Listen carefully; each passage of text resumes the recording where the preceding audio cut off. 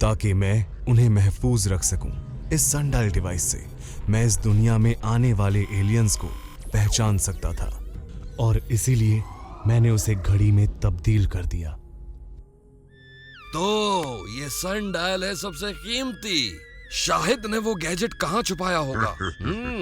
मुझे मालूम था शाहिद और एलियंस का कोई तो कनेक्शन था।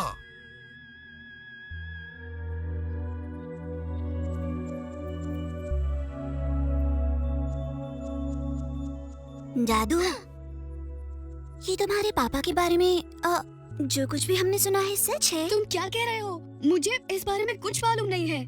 मैंने सुना है तुम्हारे पापा ने जादरोगा के नियमों को तोड़ा है। और यहाँ तक कि तुम भी वहाँ थे। क्या?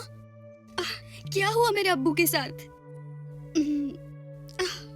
दरअसल मुझे इतना भी याद नहीं कि कल क्या हुआ था। काउंसिल ने तुम्हारी याददाश्त को खत्म कर दिया है जादू। याददाश्त खत्म करने का अमल मुकम्मल हो चुका है।